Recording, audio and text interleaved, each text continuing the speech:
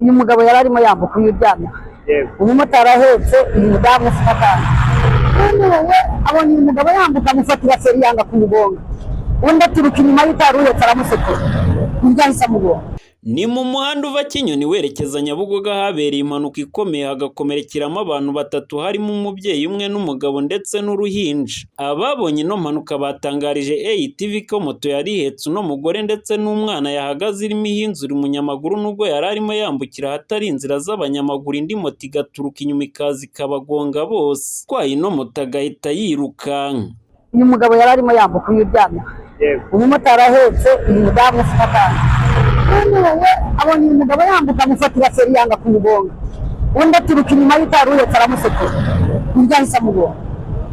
Ibi ntabwo ari ibintu nawe mbese buriya kari agahinda babiriye bari iyi modoka iza ntabwo bakaramira wenda kari gupfa bagahetse bose twagatereye hejuru nta kintu kabaye, nyina niwe wakobaguritse kandi nyina bamwirinze hejuru n'agahinja, noneho bakuruye moto ntavuyemo yirukanka avuyemo abaza umwana we yaga mu muhanda ntabwo ngaha hagiye Kiruhura bamaze imyaka 20 ahangaha nyiravukiye ahangaha, ariko ahangaha haba impanuka ariko nyinshi ziterwa n'abamotari.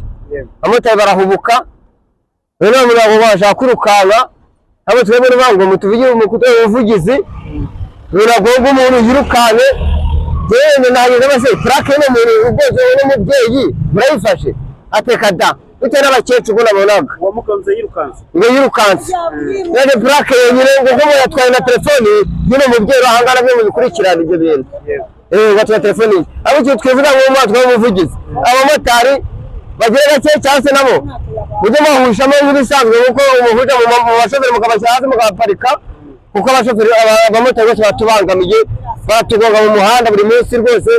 Polisi nikora umutekano waje. Abaturage bari baraha bakomeje bavuga ko bidakwiye ko impanuka nk'iyi Imana igakinga ukuboko ntihagire abayiburiramo ubuzima ariko bagatinda guhabwa ubuvuzi bw'ibanze, kuko bavuga ko bamaze igihe kingana n'amasaha 2 bategereje imbangukiragutabara, bakavuga ko igihe imbangukiragutabara yaziye bishobora ko hari igihe yagera ahantu igomba gutabara umuntu ariko ntimutabare bitewe no gutinda.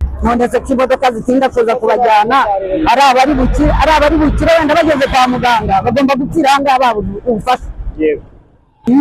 Burasa ntibapfa ese buriya bageze kwa muganga ntibasanasana tumeze nk'amaze umwanya njyewe nagumye ndahahagarara ndeba uriya muntu ukabyuka mu muhanda, noneho mbabonye n'uyu mugore n'abavuyemo n'agahinda ntabwo bije ndahahagarara pe mpagaze nk'isaha uriya mugabo bateruye bamuteruyemo yari yapfuye rwose rero ni ikibazo nawe mbere hagwaye impanuka ambulance na amasaha 3 itaragira ahangaha ambulance nayo sinzi ikintu ikora niyo ngahangaha nageze ngo ni isaha 2 nibatubabare badufashe niyo murabaye impanuka badufashe batwunganire imurageze ku bitaro hakiri kare uwo mubyeyi aza kuba ari ikintu cyagoye ngombwa aba yanapfuye umwama zangaha. Ni ikibazo kandi ku murongo wa telefone twagerageje kubaza umuvugizi wa polisi ishami rishinzwe umutekano mu muhanda SP Emmanuel Kayijya ariko ntibyadukundira. Amakuru twamenya ku cyaba cyateye impanuka ndetse n'ibyayangirikiyemo tukaba twayagarukaho mu makuru yacu ataha. Sekanyambo Jean Damascene, ATV mu mujyi wa Kigali.